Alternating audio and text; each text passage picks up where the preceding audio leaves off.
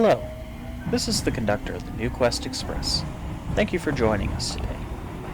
The next station will be Momotaro Dentetsu, MT1.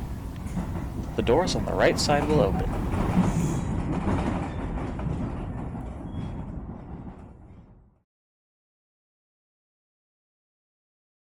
Like efficient public transit and inefficient supervalue grocery bags, there are plenty of Japanese things America's yet to localize in any meaningful way.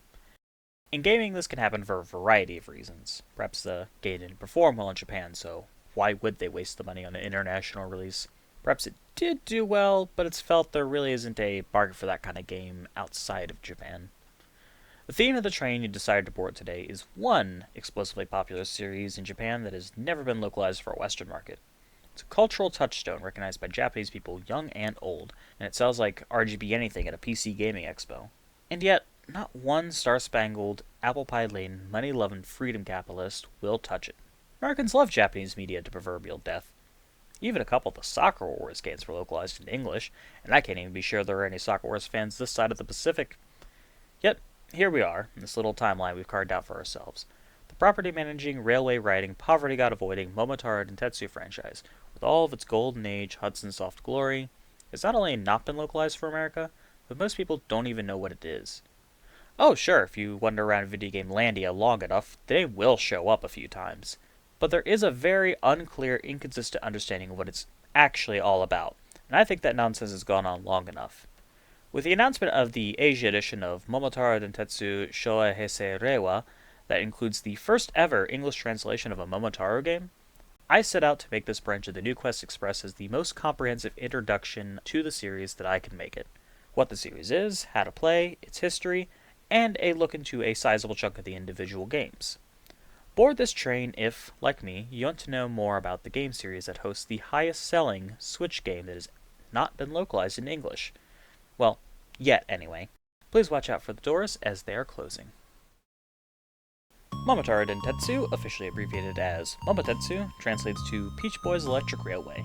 The name is a pun, you see, on Momotaro Densetsu, the 8 and 16-bit RPG series from which Momotetsu is derived from. It's a board game, party game, hybrid that has a cup of Monopoly, a tablespoon of Mario Party, and a pinch of its own unique flavor. You and multiple of your innocent, yet-to-be blood-hungry friends can take control of trains going across the map of Japan, trying to be the wealthiest Andrew Carnegie at the end of a set amount of turns. Each turn in the game is 1 month, and you can only set the amount of years you play for the start. So, functionally, you can only play the game in multiples of 12 turns.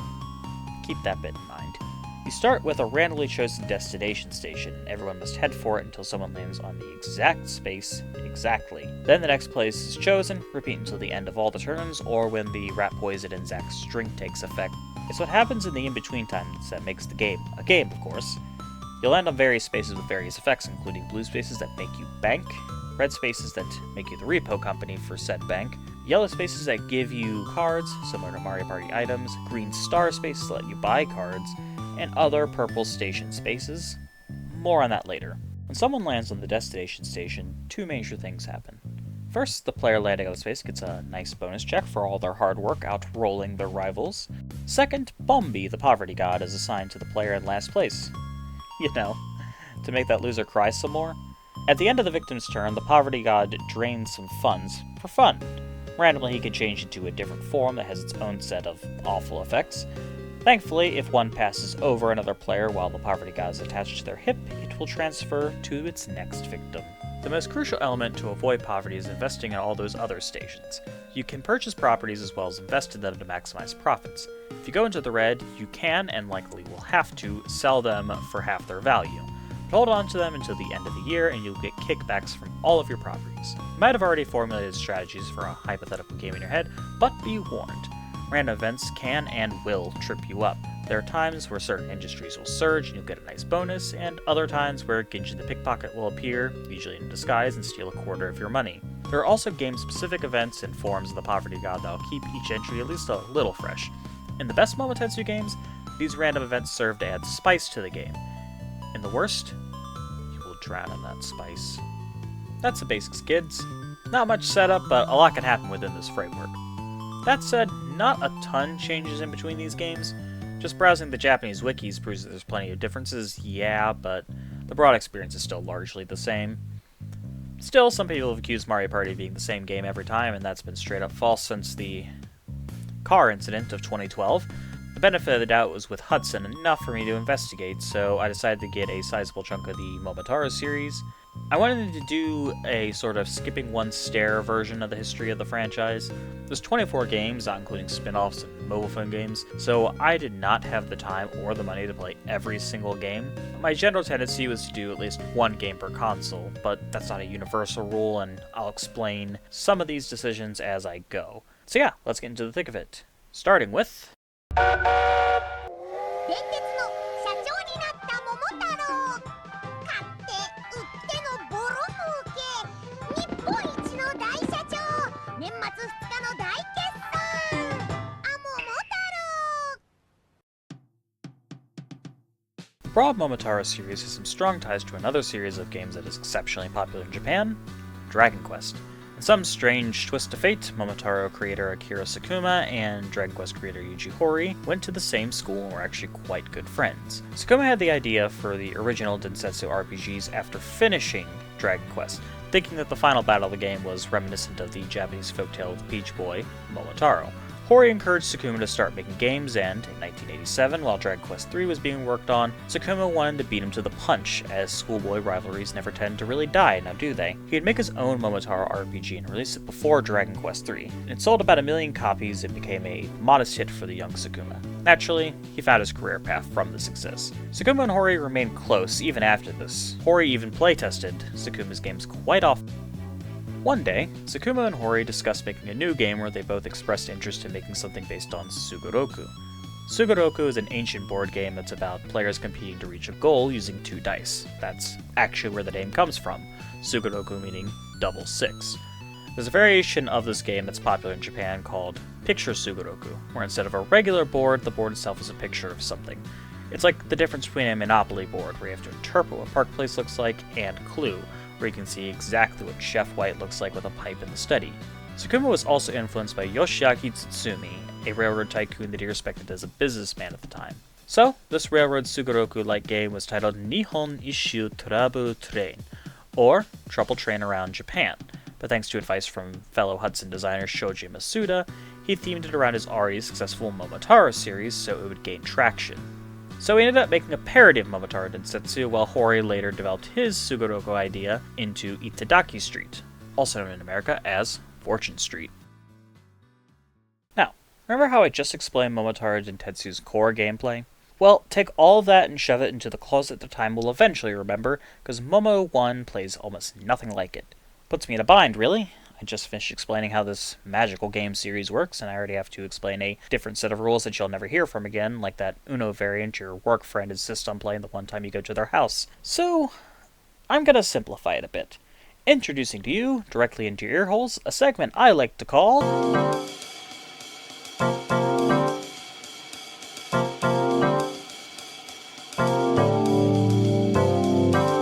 In Momotaro Dentetsu 1, every player has to stop the roulette to set their own separate destinations, and that changes the feel of the game significantly. You're no longer in a race, you're playing different board games. When you lose that sense of competition, it's harder to feel like you have achieved something. I mean, there are games that pull off the idea of doing their own separate thing well, like the board game Disney Villainous, but with the power of hindsight, I think future games having unified destination just makes the victory of getting there that much more impactful. When you choose the year count in any other Momotetsu game, it means you are adding 12 turns for every year. Here, it's only 4, one for each season. Given how dice rolls dictate everything in a board game, there are season-specific events, perks, and weaknesses that make for a game that gives you less opportunities to strategize. For example, in future games, there is a Christmas card you can obtain that can only be used in December that gives you some money. It sacrifices a chance to move for a financial reward. Since there are more turns in those later games, it's not as detrimental. I know you could just up the turn count in Momotetsu 1 to mitigate the issue, but A, that makes the seasonal events much less significant when they're happening every 3 turns, and B, if you're going to incentivize a high turn count anyway, then why bother letting you play with a low amount of years?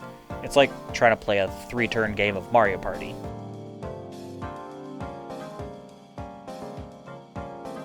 You cannot go into the negatives in this game.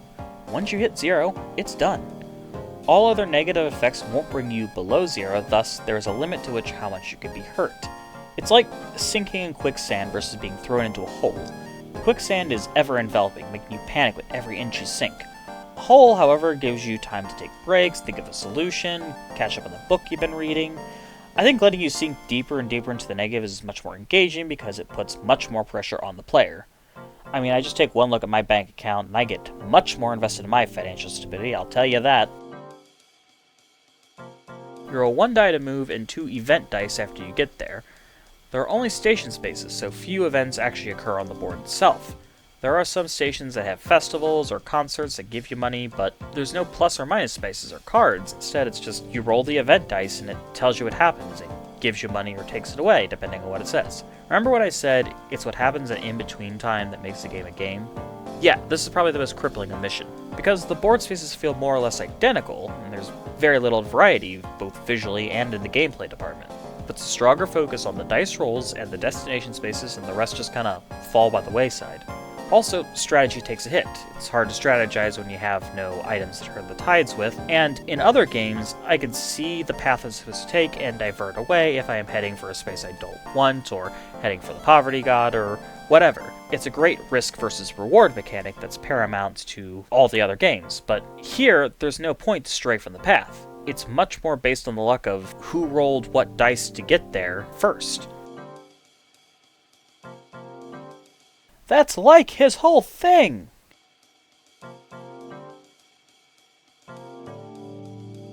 So yeah, it's a pretty rough start to the series.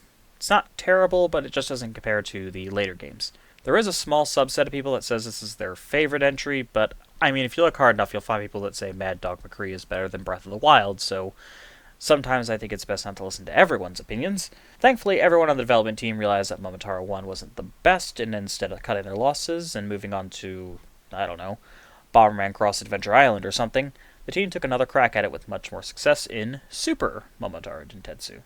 That is the game that laid the foundation for the rest of the series, but I wouldn't say it perfected it.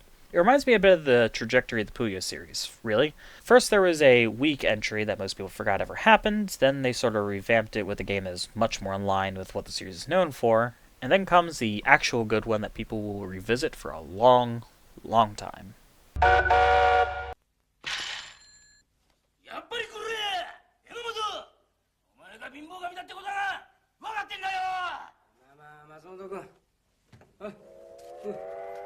お前も元社長なんだって？噂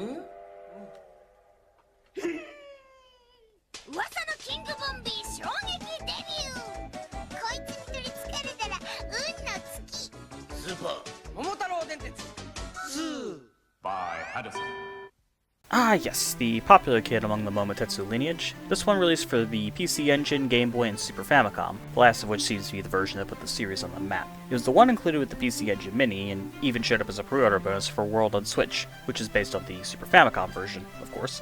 Fun factoid, said Switch port was developed by M2, who are always hanging out in the background of game history, largely dealing with superb modern ports and remakes of retro games.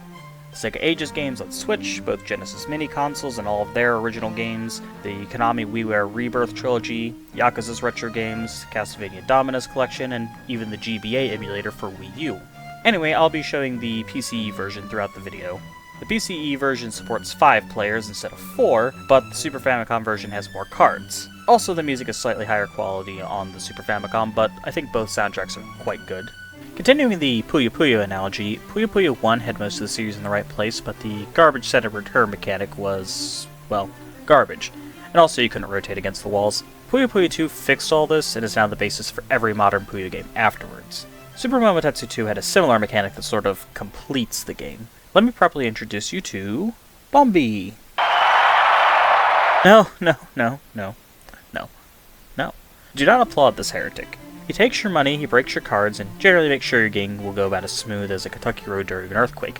He is a little better if he transforms into Mini Bombi, a baby version that takes just small amounts of cash. Or he may turn into King Bombi, an absolutely devastating demon that could put you in debt beyond your wildest nightmares. It's totally random which version he changes into, so the fear of him ruining your life adds a sense of urgency to wanting to get rid of him. Bambi the concept was added in Super Momotaro Dentetsu, but his transformations were added here, thus completing his transformation into Bambi the Man.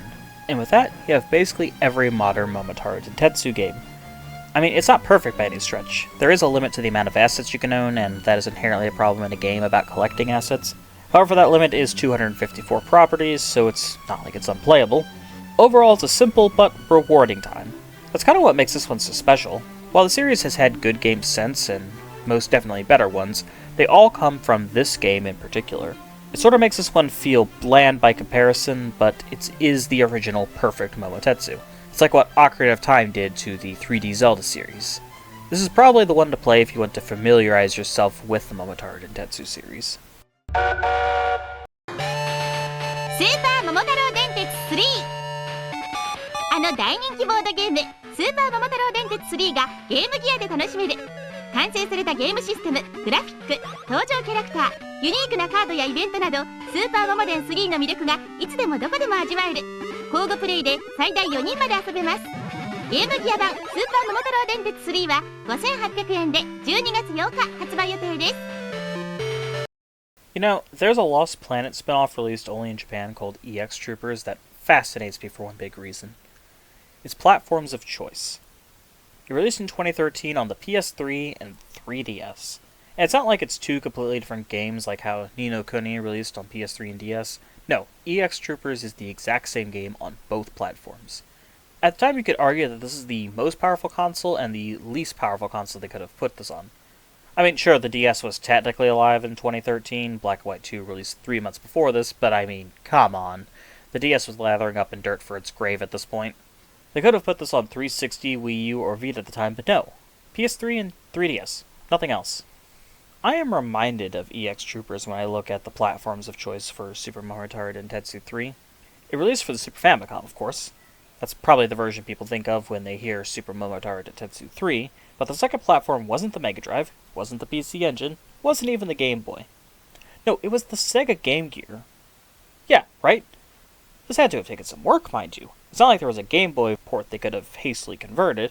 They had to downsize the 16-bit Super Famicom game to an 8-bit Game Gear. And it's the only game Hudson ever made for the Game Gear too, so it just adds to the weirdness. No Bomberman games, but you went with a port of Momotetsu? So I just had to see this version in action. That's how I played this one. Super 3 is largely similar to Super 2, but with a lot of small tweaks, new cards, and events and the like. The map is basically the same, but the property purchase limit was abolished, so rejoice. Yes, it's an overall more substantial package, technically, in the same way that an extra chicken nugget is a more substantial meal than the 10-piece your spouse got. I'm guessing the idea behind making it so similar to Super 2 is because they wanted to make a game from the ground up for the Super Famicom, but they didn't know exactly what to do at the time. Many people considered Super 2 to be the perfect iteration of Momotetsu, so changing it too much would cause people to question, why don't I just play Super 2? That's pure speculation on my part, though. I don't have a shred of evidence for any of that. Multiplayer isn't too much of a problem with the turn-based nature of Momotetsu, since you can just pass the Game Gear between two friends, but even so, there's apparently gear-to-gear cable support. This comes from Sega Retro's list of gear-to-gear compatible games, but nowhere on the box does it specify support for the cable, just that it supports 1 to 2 players. In-game, there isn't a gear-to-gear option either. However, in-game on a single console, you can choose up to 4 human players and just pass the console around. So, the 1 to 2 player listing of the box would only make sense if it was referring to being able to link 2 consoles. I found a few Japanese sources that say gear-to-gear cable support is there, but after testing it for myself with 2 copies on 2 different Game Gears, I couldn't get it to work. So for the sake of moving on to much more important issues, I'll just say that there is no gear-to-gear cable support for Super Momotaro Dentetsu 3 on the Game Gear. A side note, up until now these games have been multi-platform on basically whatever was popular at the time, but after Super 3, Hudson started sticking to 1 platform for each game in the series. There are a few exceptions, but for the most part, there are no handheld versions of the console games, and no release will be on more than 1 platform. I couldn't say exactly why, but I thought it was interesting to point out.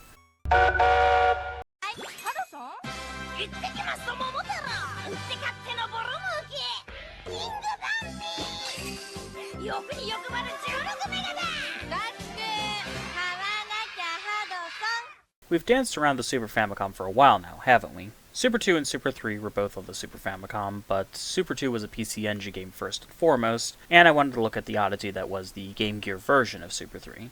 But anyway, that's more than enough waffling, let's dive right into things. It's time for Super Momotaro Dentetsu DX. The title might make it sound like it's just a remake of Super or something, but no, it's just the 5th game in the series. A bit confusing, but whatever.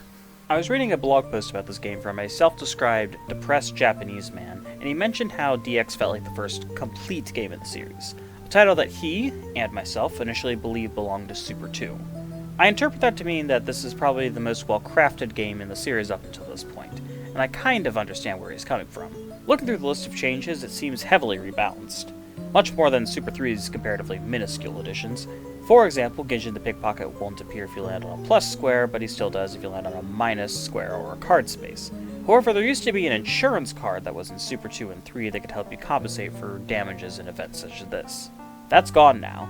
These changes make it so the game can kick you a little bit more while you're down, which, yes, sounds annoying, but an overly balanced and fair party game often isn't that fun. I think DX leans a little more into the Mario Party chaos side of things rather than being predictable and safe. The most substantial addition is the Galaxy Road, a completely separate map that you can get to via cards.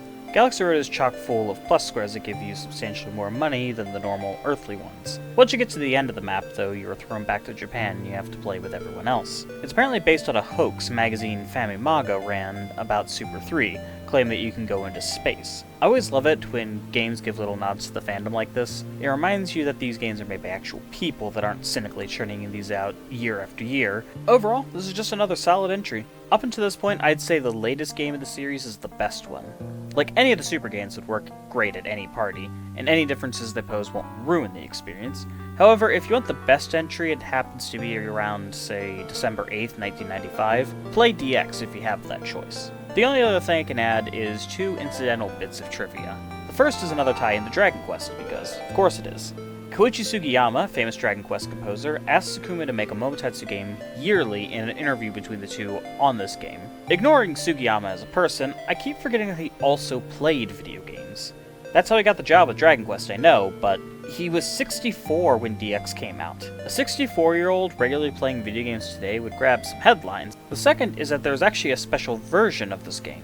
J.R. West presents Super Momotaro Dentetsu DX, where the starting location is moved from Tokyo to Osaka. It's clearly a cross-promotion with J.R. West, but I'm having trouble finding out exactly what the promotion was. Was it given away at a raffle of some kind? Was it sold only at J.R. West stations? I don't really know, but it's still pretty cool.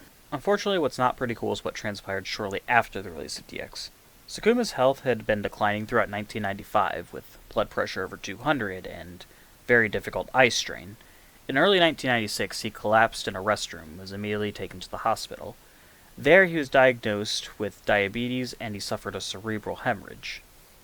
Thankfully, he survived, but I assume with mortality on the mind, he thought about ending the series with the next entry, Momotaro Dentetsu Happy. According to Sakuma, it was named such because he considered it a happy ending for the franchise, leaving fans on a positive note.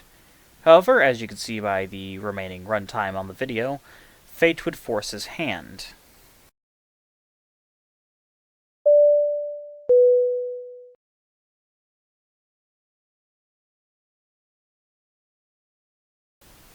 The New Quest Express staff would like to ask all of its passengers to please hold on to their belongings, as we are about to use our own Galaxy Road card to get to the next station just a little bit faster.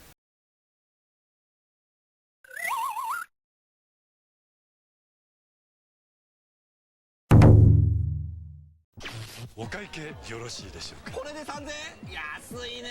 300万円です。本当に本当に本当に本当にご苦労さん。勝てば天国負ければ地獄桃太郎道中記セガサターン。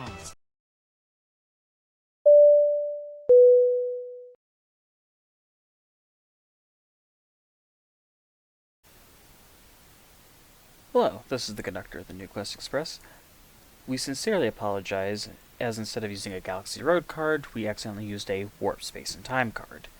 Please sit tight while the Time Police come pick us up and take us back to our normal timeline. Thank you very much.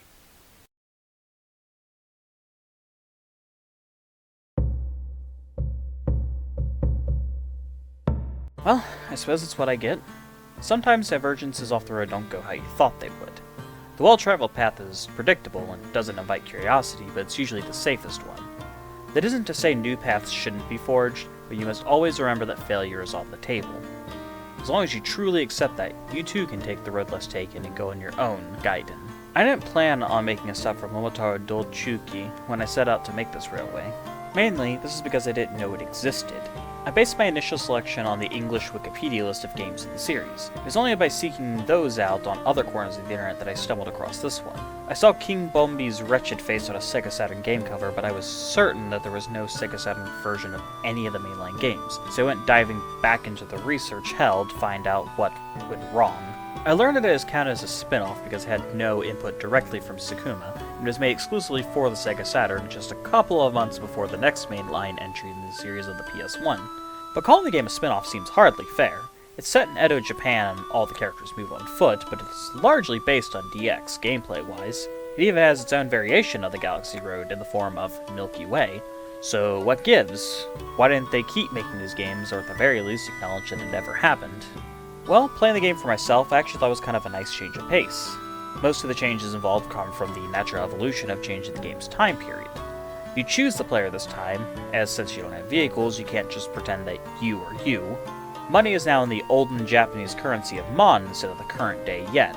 The little yachts are now sailboats, and instead of pulling into the train station, everyone kind of just welcomes your arrival to the city. The music is a little more muted. I wouldn't say it's completely atmospheric, but I think it's more calming than the bombastic mainline entries. Maybe it's because the focus is more on Japanese instrumentation, but I think it's probably the most chill game in the franchise. I don't think that suits the chaotic nature of Momotetsu, though.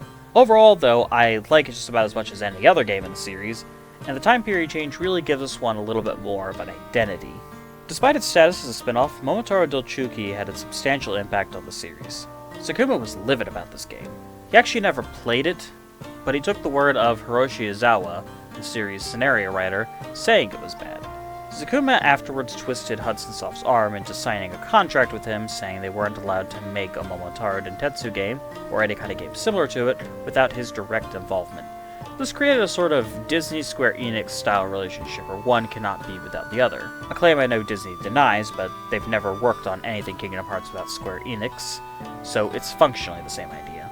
Akira Sakuma was already sort of the Masahiro Sakurai of the Momotaro series, but now it became legally binding.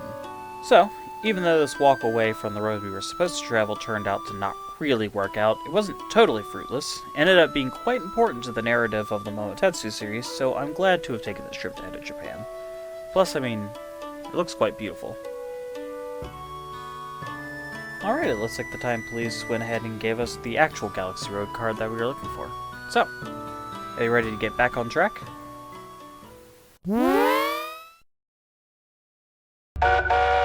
お待たせみんなの桃鉄セブン桃太郎電鉄セブン桃太郎電鉄がプレイステーションで遊べるんだよあら急げ売ってたってのボロ儲け桃鉄買わなきゃあばすんでい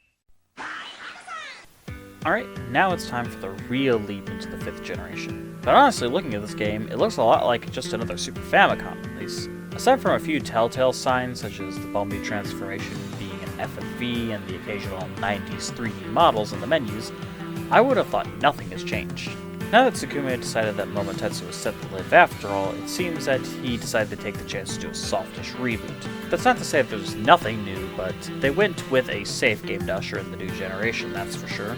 The new addition in this game is another form of Bombi. Giga Bombi appears after King Bombi does enough bad deeds, and he will take everyone's assets and money. Also, if the player has a monopoly on a station, it will be destroyed. It's simple, yet diabolical. Most of the other changes are pretty unmemorable. The game autosaves to the memory card at the start of April every year. Cards are now divided into separate bags, movement and everything else. Monopoly stations now change to the player's color. The list of changes reads like a patch note for a game that's been going on for way too long. Yeah, it's nice that Dojira and Momothra were consolidated into one card, but if that never happened, I probably wouldn't have noticed.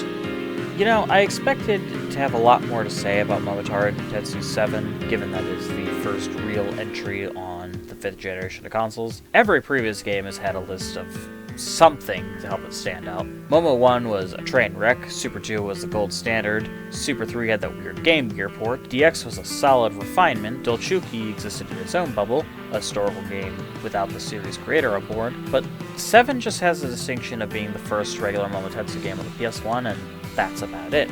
So, nothing really more to say, moving on to the next station.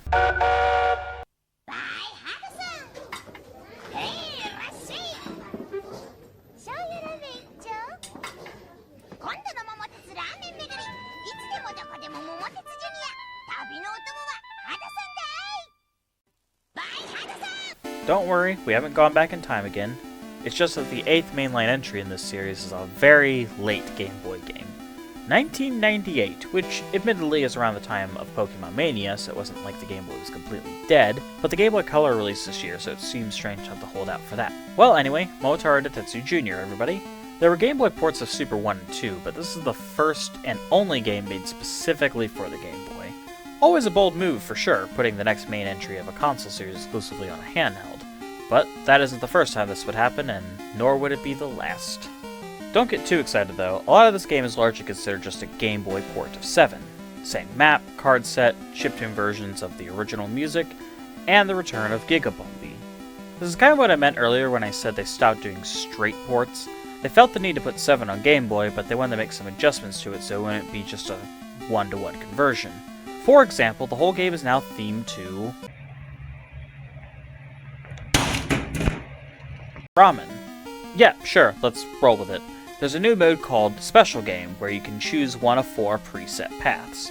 So instead of the stations being chosen at random, they are in a specific order with an end goal. One of those is the Ramen Tour, where you hit up stations that are known for their ramen. It ends at Yokohama Station, where the Shin Yokohama Ramen Museum is located. The other 3 tours are a simple north-to-south tour of agricultural cities. This one focuses on areas surrounding the Japanese mainland, such as Guam and Hawaii, ending with a return home to Tokyo Station.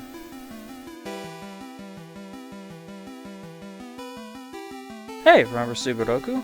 Well, unlike the other 3 tours, the rules here are a little bit different, and closer to Sugoroku, as you may have guessed. The asset collecting is downplayed significantly, and the winner is whoever reaches Wakadai Station first, rather than who has the most money. Simple enough. I think this adds some variety to the game that previous entries were missing. It's a decent mode that helps us stand out against 7, and it seems like it was geared towards a single-player experience. Often the previous games would feel like the same thing, but with a few little tweaks and additions. The special mode rule set here is more substantial than anything like that. It is still the same living room we've come to know, but instead of rearranging the furniture, we've decided to add a few lamps and end tables. The only real problem I have with this entry is that they decided to put it on Game Boy. Like with Super 3 on Game Gear, you can just pass it back and forth, but no party game is ever ideal on a portable, especially with the Game Boy's small, black and white screen. Because of that, the spaces aren't color-coded to represent the symbols. Oh, it's functional, but again, not ideal. Thankfully the Super Game Boy exists, and there's a cool little border with a bit of color you can see here, but it's really nothing substantial. Still, play it this way if you must give this one a try. This is the entry with the lowest graphical quality on our list today, and yet we're about to jump to the one with the highest so far. Momotetsu has survived in 2D for long enough, and I think it's time we make it go into the 3rd dimension. And what better way to do that with the mighty PlayStation 2. ね、あの桃鉄が 3D になったんだって。あの桃鉄？あの桃鉄が 3D になったんだ。桃たね、あ桃 3D 桃鉄バッテン九州編もあるば by Edison. After stalling for 9 entries, Momotaro Dentetsu is finally going full 3D. December of 2001, we're finally taking on the PS2. Your big-name franchise could still get away with sticking to 2D back on the PS1, but not on the mighty PS2. Thankfully, they'd have plenty of time to figure out how to do this, because the PS2 would eventually get a whopping 6 Momotetsu games. The previous record holder, the Super Famicom, had 4 for Poverty God's sake. Turns out they needed that time because Momotetsu X is a bit rough. Again, it's not bad, none of these games are bad, but this is definitely a first draft. That said, unlike Momotetsu 7, the last generational leap, there are 2 notable things about this game besides just being in 3D. One, this is the first game which marches an actual turn. In previous games, March would just show you the payouts and the current standings. Here, you actually get to play, and only after the month ends do you get your payouts. So, for all of you insane 99-year players, an extra 99 turns have been added, bringing the total up from 1,089 turns to a plump 1,188 turns. Just reading that makes me sick. The second new thing on today's menu, it has to do with the game's title. Momotaro Dentetsu X, Kyushu Edition is also available. No, your ears do not deceive you, fair maidens of the 6th generation. For the first time ever, a second full map has been added to the game. Kyushu is the third largest island in Japan, behind Honshu and Hokkaido, respectively. The new map is just a more detailed Kyushu, and it is massive. It makes sense to me to start branching out with new maps rather than just reusing Japan and its surrounding islands again, but to do so when you're undergoing a big, series-altering shift might not have been the best idea. I think it's okay to play it safe when you're doing something like adding a Z-axis to the whole board game thing. There are other additions and changes, but most of them are so bad that they got the axe after only this game.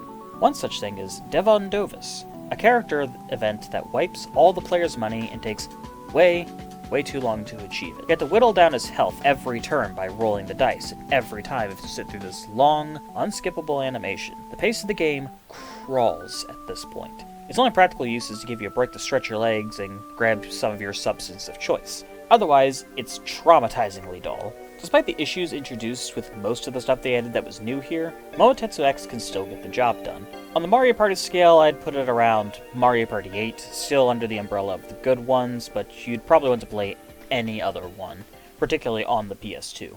This is the only one on the console that did not get a budget re-release, and general opinions of the game are very low. We all have to start somewhere, and I think Momotaro X turned out pretty solid, all things considered.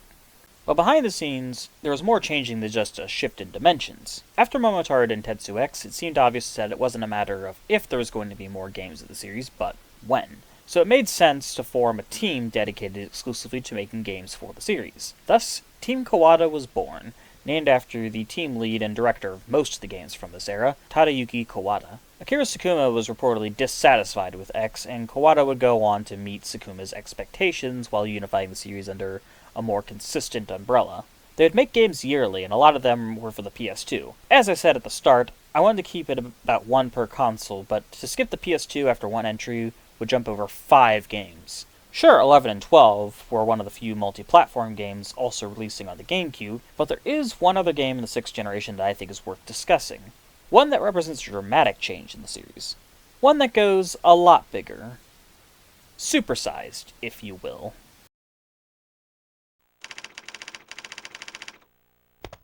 僕たちのチームはまだ次の猛鉄ゲームのテーマを決めていない。すぐにアイデアが必要なんだけど。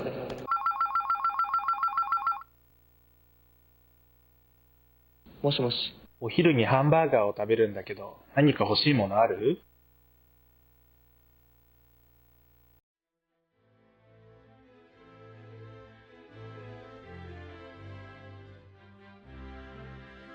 On the new Arch Deluxe, and these McDonald's favorites. So win deluxe prizes instantly. Denny's has a better way to satisfy those late-night cravings. We make every classic single and double fresh.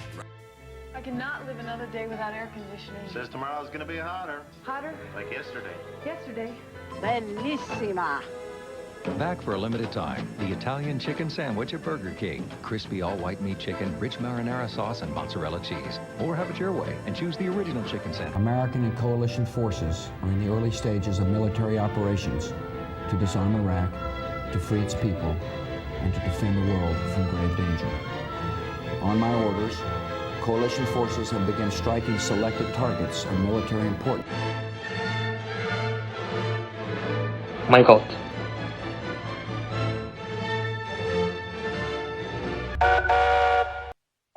桃鉄がアメリカ上陸や。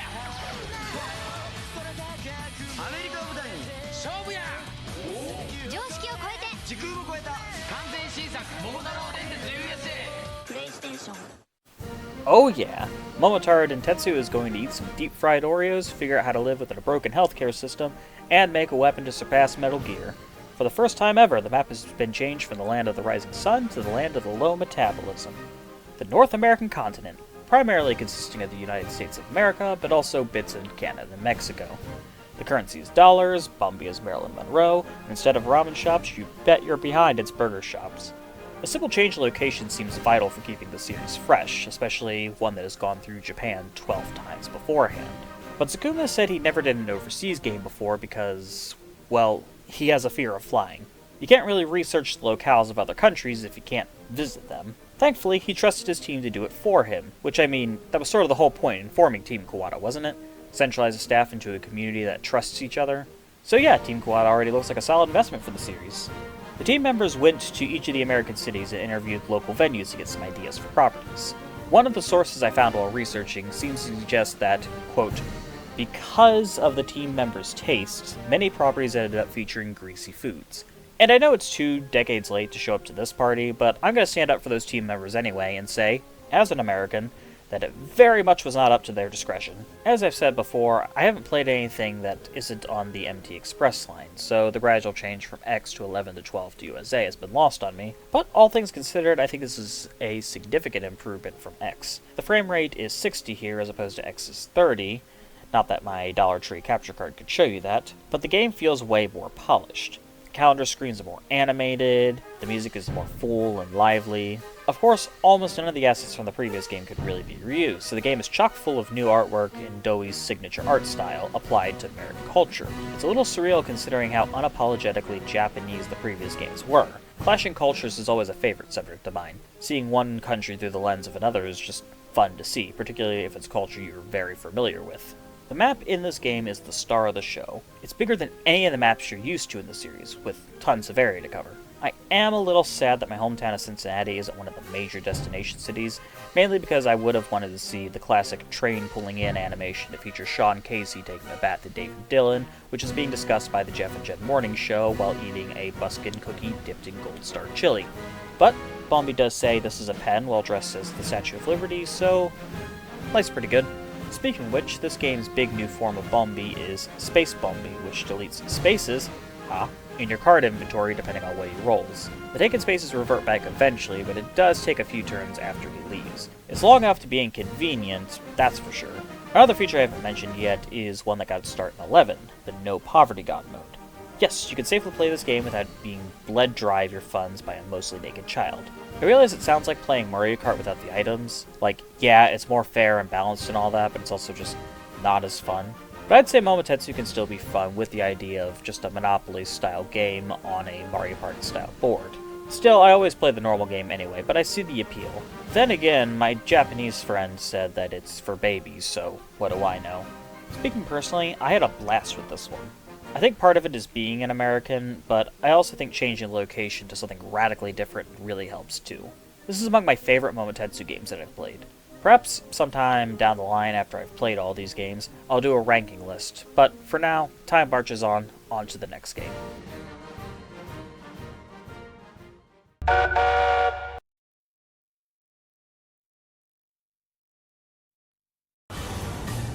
あの大人気ボードゲームが Xbox 360に登場。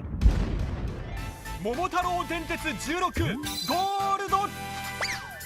ご存知桃太郎電鉄は日本全国を回りながら投資産を競う定番ボードゲーム。サイコロを振って目的地を目指し物件を買い集めよう。カードをうまく使って一発逆転。日本一の社長を目指すんだ。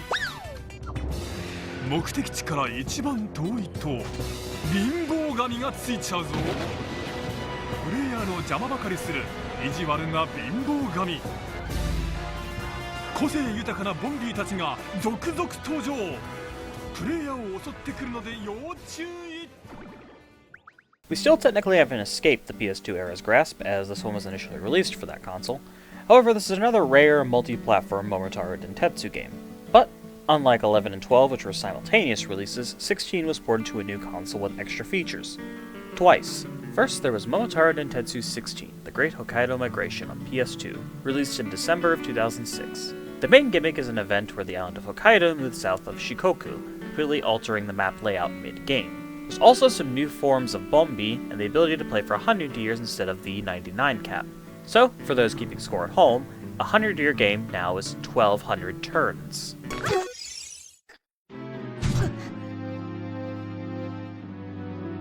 Second, there's a Wii version that was released in July of 2007, which adds two main things. First, in addition to the normal and bumpy-list modes like in USA, an online ranking battle mode was added. Momotaro Dentetsu 10-year trial lets players compete for the most assets in a 10-year game period. No online play yet, but we're inching closer to that. Second, the overall quality of the models got a boost as well as the resolution, making for a cleaner looking version of the PS2 game. Finally, in December of 2007, Momotaro Dentetsu 16 Gold released for the Xbox 360, which includes all of the extras of the Wii version, adds events and bumpy forms from 15, and boosts the resolution again to 720p, making it the first HD game of the series. So yeah, any version of the game will do nicely, but Gold is the best version overall, hence why it's the version I decided to focus on. Plus, it's a Japanese exclusive on the Xbox 360, a country where the Xbox is routinely sold terribly. That is wild. I feel like the early Xbox 360 Microsoft really gave a valiant effort to appeal to the Japanese market, with games like Blue Dragon, Lost Odyssey, the original Idolmaster, and especially this. I really think it gave an appealing lineup to your average Japanese salaryman. The game opens with a video about a Momotaro Dentetsu flute that appeared in the 2006 Goshigawara Tachi Neputa Festival, which is one of the largest summer festivals in the Tsugaru region. Perhaps literally, as it's known for the Tachi Neputa floats, which look like giant lanterns.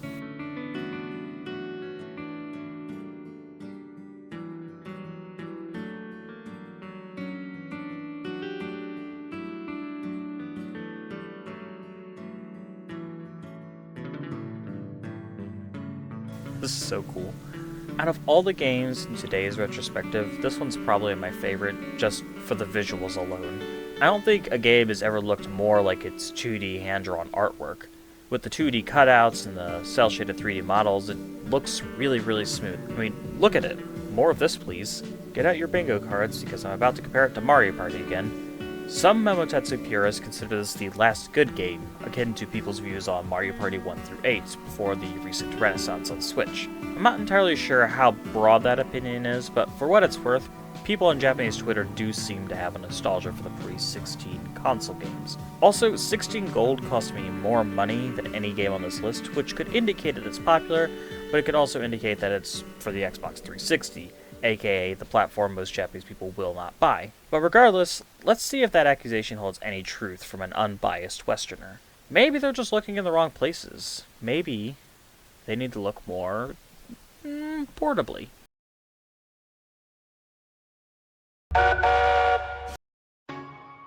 DS 桃鉄桃鉄ありましょういつでもよしどこでも手軽に桃鉄はい皆さん東京とジャパン2つのマップで遊べるミニゲームを楽しめる桃太郎電鉄 DS 東京&ジャパンハトさん When I first read the title for Momotaro Dentetsu DS, Tokyo in Japan, my first thought was, it sounds like a con man trying to make something sound way more impressive than it actually is. I mean, yeah, I guess you get Tokyo with Japan, but that's already kind of a given, isn't it?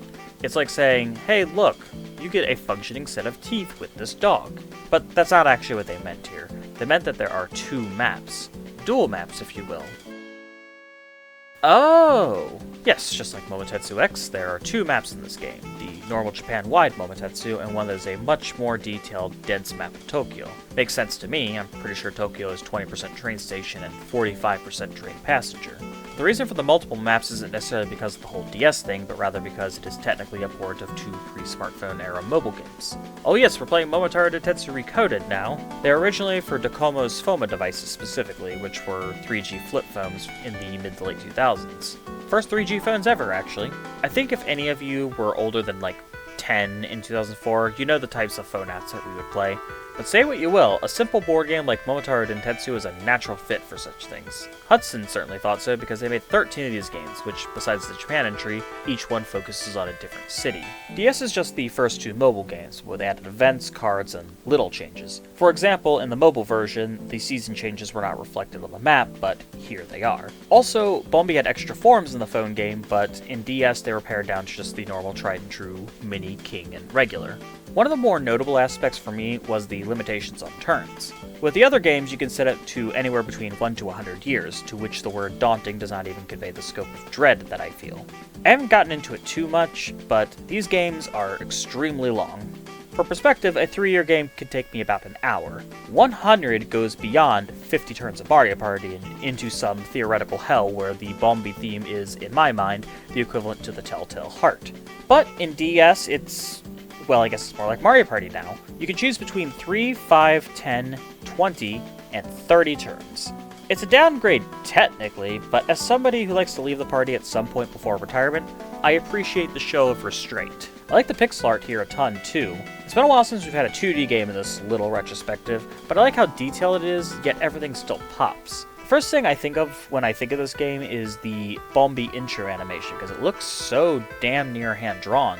All the character art looks great here too. I still think 16 Gold looks the best overall, but this is actually a pretty solid contender. The second DS screen just shows the map, so it's not going to be winning any innovation awards, but I appreciate having that view at all times to get a sense of how far I've progressed. Overall, DS is another really good entry. Still no online play, but the next game in the series would introduce it, Momotaro Dentetsu 20th Anniversary, also for the DS. That game was slated for the Wii as well, but they ended up adding so many new features and changing so much they decided to call it...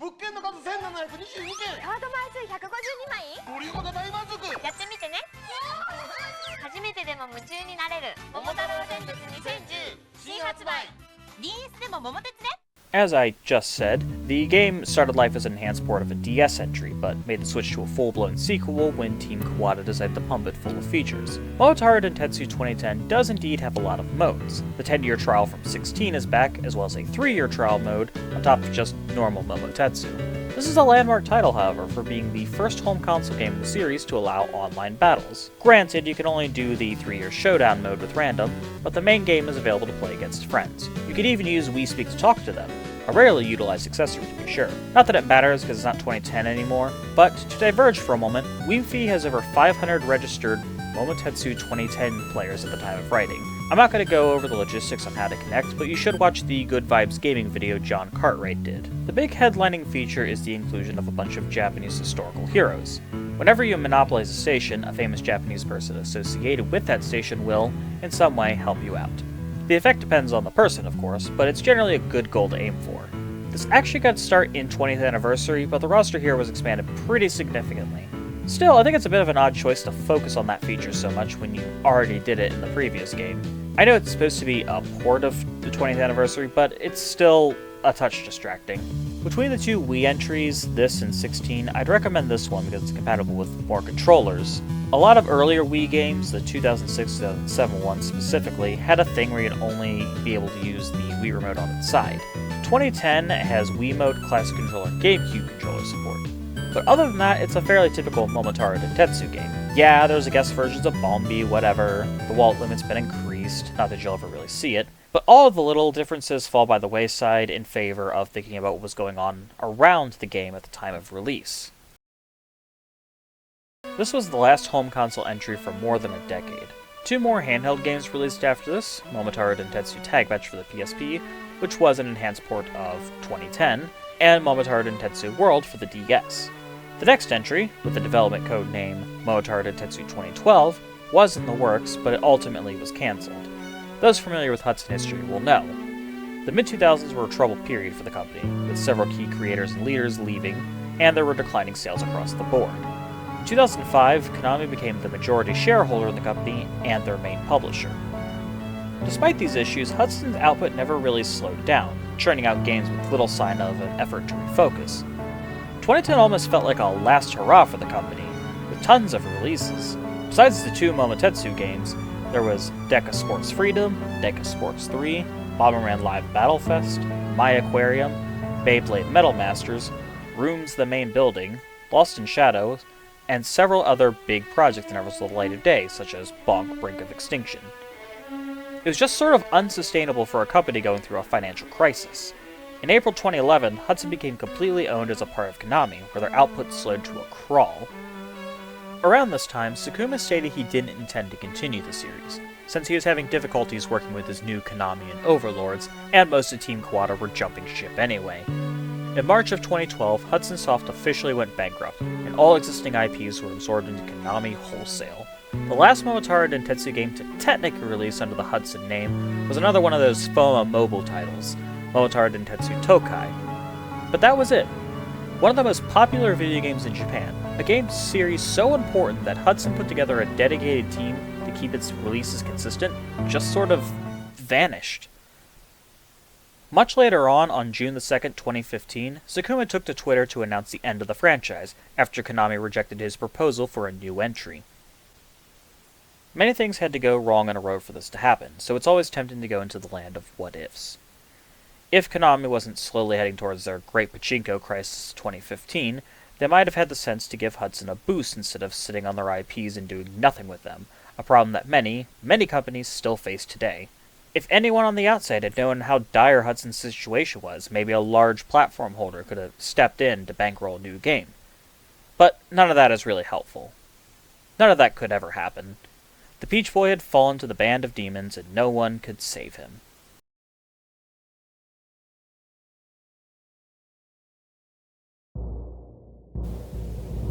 Except maybe an Italian clad in blue and red.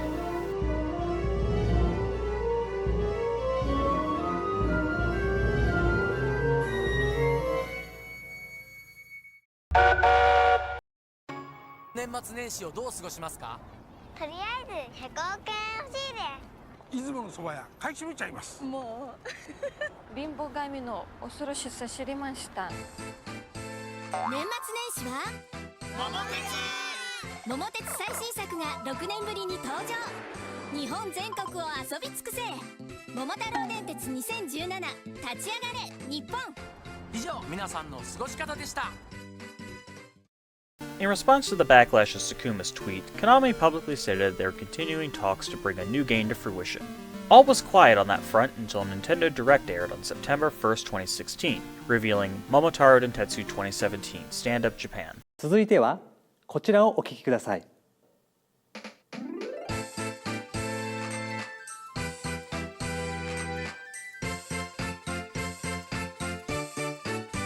そうです。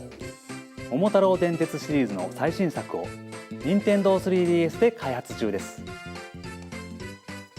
本作の制作にあたり、桃太郎電鉄シリーズの生みの親、佐久間明さんよりメッセージをいただきましたので、代読します。皆さんこんばんは、佐久間明です。毎年年末になると、桃鉄出ないの？という言葉をもらいました。ツイッターやメールなどでも桃鉄の新作出してくださいの声をたくさんもらいました。先日のテレビ番組では懐かしい桃鉄ファミリーの芸人さんたちが久しぶりに集まって盛り上がりました。これだけリクエストが多いと私も天の岩戸から出ていかなければならなくなりました。一番心残りだったのは東北大震災、熊本地震が起きた際に桃鉄として何もできなかったことです。どうしても立ち上がり日本という復興支援を桃鉄でやりたかったのです。イラストも今の時代に合わせて新しくしました。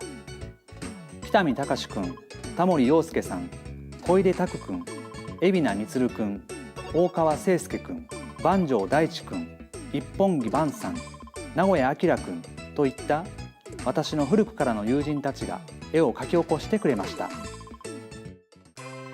長らく待たせて本当にすみません。この5年間で新しい物件も増えました。新しい物件も取材を続けていました。カードも過去最大の130枚です。名産怪獣も増えています。歴史ヒーローも最大数です。増田昌司の20数年ぶりの参加も楽しみです。何もかも増量です。新しい桃太郎電鉄の幕開けです。佐久間さん、メッセージありがとうございました。桃太郎電鉄2017立ち上がり日本はこの冬発売予定です。The first game in 4 years and the first console game in 6. It was to be published by Nintendo for the Nintendo 3DS. Konami seems to have little involvement with this one, simply allowing the use of the IP, similar to how Sega lets Nintendo and Platinum make the Bayonetta games. Many members of Team Kawada, as well as pre-Kawada Momotetsu vet Soji Masuda, all worked on this game at Valhalla Game Studio, who made exactly 2 games before going defunct, and you will never guess what the other game is.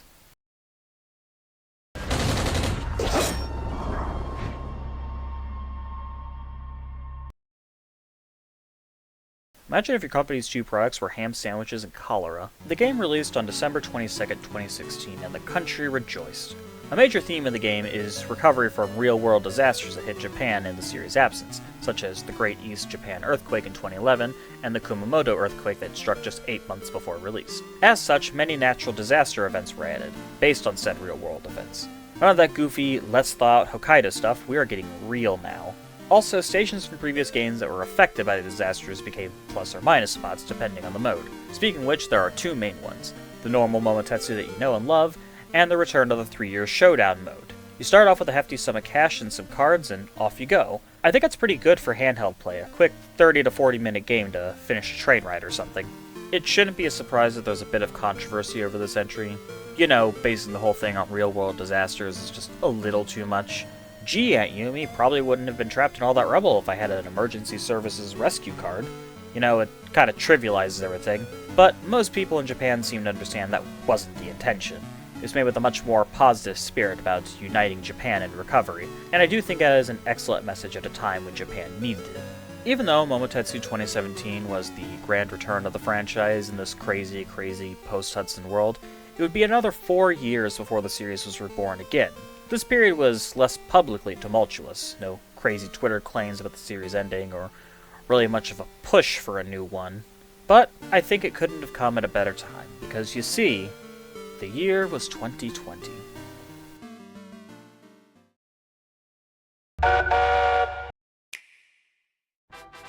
遊びすぎてお母さんがキングボービーになっちゃって。小6で100億ぐらい稼いでたと思いますよ。ニセコとか出雲とか地理は桃鉄で覚えましたね。辛いことの後にはチャンスが巡ってくるんですよ。桃鉄は僕の人生の教科書ですね。社長の皆さん、お待たせしました。桃太郎電鉄、昭和、平成、令和も定番発売中。おもろすぎて陣内桃のりに改名しようかな。コナミ。 Momotaro Dentetsu, a classic from Showa, Heisei, and Reiwa, is a little too long of a title, so I'll just shorten it here to Momotaro Dentetsu Eras. I'm calling it that because it's named after 3 distinct Japanese eras. Yes, it's time for Culture Corner again with the conductor. You know how the late 1800s is referred to as the Victorian era in England, or how there's Romantic, Impressionist, and Postmodern periods in art? Japan has that, but in a much more official capacity, like it's on government documents and such. This train ride's already way too long to get into the history of era names and why, but for the purposes of our main topic, Momotaro Dentetsu has existed in 3 eras. First, at the very tail end of the Showa era, which ended in 1989, 1 year after Momotaro Dentetsu 1 made some children very sad on Christmas of '88. Next is Heisei, which lasted from '89 until 2019, meaning the vast majority of Momotetsu games take place in this time frame. Finally, Reiwa only just begun in 2019, and wouldn't you know it, Momotetsu is on Nintendo's main Reiwa platform, the Nintendo Switch. Unlike pretty much every other previous Momotetsu game, there's actually a lot more coverage in the West on this particular entry. I think it's mainly because the Switch is an extremely popular platform, and this game was featured very prominently in Japan during the height of its popularity.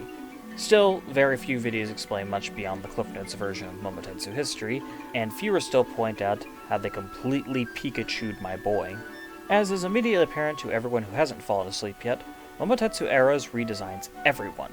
Momotaro has had the exact same look since the 1980s. All of those years out of work really helped him slim down, I guess. I can't say I hate it, but it really does feel more generic. The art style just loses all of its distinction. The original had a simple but charmingly old-school chibi vibe. This one just feels like a cartoonized version of normal people. He kind of looks like Momotaro from the one Super DX commercial I showed earlier, doesn't he? What kind of...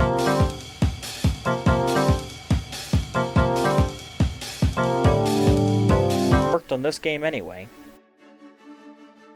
Hideyuki Takanami? Takanami is the same artist that invented the modern, bubbly Puyo art style with Puyo Puyo Fever. as well as working on more modern games for Konami such as Super Bomberman R. If anything, I feel like he should have more leaned into the Puyo Puyo pop art style, because here everything looks just a little generic and basic. I mean, if you're gonna change Doi's classic art style, go all out, you know? As I sort of alluded to earlier, I don't think this game looks quite as good as 16 Gold did. It's not just the new art style and how I think that looks flat, but it's little things too, animation and UI design, and how there are no calendar portraits anymore, how the music has basically stayed the same for the past 20 years. It looks kind of like a hacked out mobile game to me. That's not to say it is one, I think it's actually still a very good Momotetsu game, but it just seems a little dead inside, like the Hollywood movie version of an anime you like. But maybe that's just my personal preference. Oh, right, the gameplay. Yeah, it's Momotaro Dentetsu, alright? I'm guessing the idea was to keep it safe, and that makes sense for a big revival. I mean, there are some new elements, like new forms of Bombi, and most significantly, revamped online play. Console versions have had online elements, like the 10-year trial and the 3-year trial, but only a couple of the DS games actually had full online support, so unquestionably this is a big deal. But it's still just Momotaro Dentetsu. The broad strokes is the Momotaro Dentetsu experience for a new generation. And when it's been as long as it has, I think it's a very logical direction to go in. It's bonus fact time. There's an educational version of this game that was made for web browsers. This version cuts Bombi and adds trivia to each station. You can even download and print out worksheets. I wasn't able to test it because you actually need to register as a Japanese school teacher, and until we add an educational card to the new Quest Express, I won't be able to access that. But it's sort of a natural step for the franchise to take since it's all about geography, and leading into that bit is a great idea for schools to take advantage of. I certainly wish I had something like this in elementary school. We have jumped a couple generations, but don't worry, Momotaro Dentetsu's still got it. It seems like there was a lot of internal fear with Sakuma and his team that this wouldn't do well at all, but that was proven unfounded. As of July 2023, over 4 million copies have been sold. Keep in mind, in July of 2023, this game had only been sold in one country. Among Us on the Switch has sold less globally, as well as Yoshi's Crafted World, ARMS, Mario Golf Super Rush, and Pikmin 4. The initial plan was to make a sequel to Eras if they sold 500,000 copies. They sold that much in pre-orders alone, so plans for Momotaro Dentetsu number 24 was already being laid out internally before Eras even launched. So now that they built back the base, you think the series should go back to experimenting and branching out. Do another country-specific one perhaps. China, South Sudan, maybe a Europe-wide entry. In 2023, they decided to do all of them.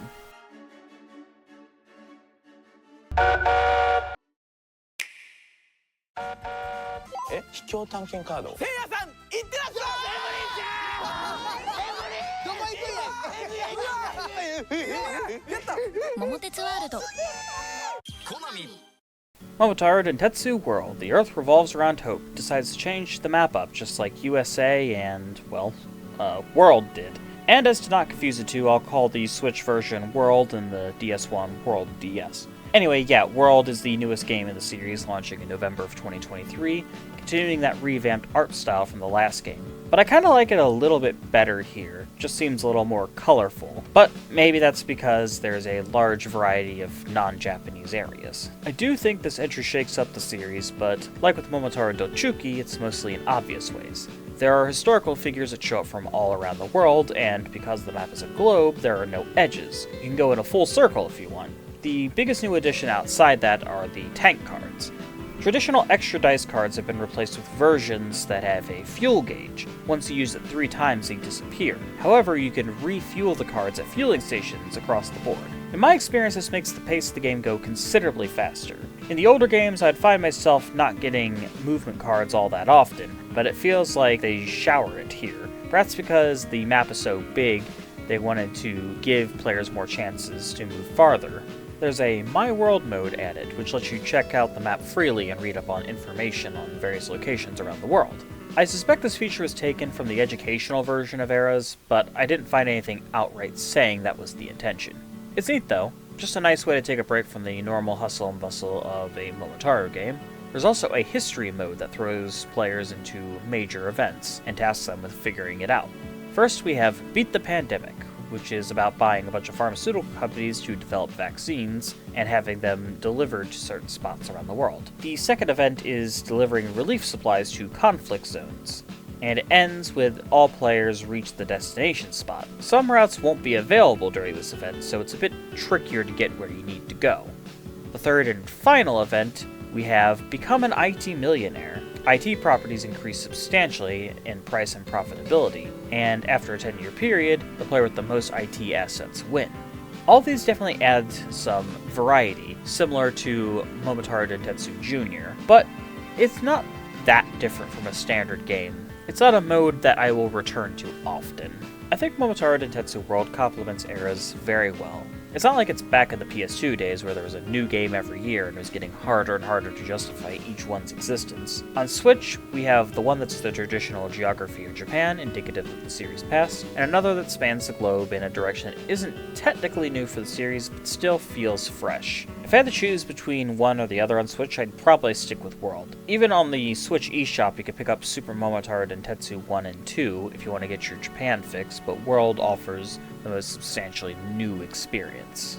I had no idea where to put this, but I just absolutely had to mention it. In World, you can customize your train, and one of the custom skins that come with the game is one with the Pizza La logo, which is a major piece of Jane in Japan. It gives big Mercedes-Benz and Mario Kart vibes. And there you have it. With Momotaro Dentetsu World, that brings us to the present day. The year is currently 2024, and Momotaro Dentetsu is alive and well. However, I want to circle back to that question that I asked at the beginning of the video. Why hasn't Momotaro Dentetsu been released in America? It has an interesting history for sure, the kind of stuff that gamer otakus eat for breakfast. Surely if Dokapon Kingdom has an audience, Momotaro Dentetsu, with the right marketing, could achieve a similar niche. In my research, I couldn't find any real talks about bringing the series internationally, aside from that out-of-nowhere Asia edition. No Sakuma interviews where he mentioned it as a possibility, no substantial interest from Western game media, no one really talking about it at all. And I think silence is often the most deadly killer. Japan's love for the Peach Boys brought him back from the grave multiple times, but people outside have never even had the chance to try. I think it's one of the biggest issues. Few people that speak English have any idea how the game is even played, and if people don't understand what it is, how can they want it? The only time, for over 30 years, that us in America have been able to play the series is when Super 2 was included with the TurboGrafx 16. Completely untranslated, mind you. I don't know who you are or why you got on this train, but if anything here has piqued your interest, please just talk about it with somebody. Import the Asia edition of Eras. Bring up the older games to a friend who's willing to get past the language barriers, and play one of them together. Say something in a Discord group or on a forum, and see how many people have heard of the series and knows what it's about. Share this video. Create your own video.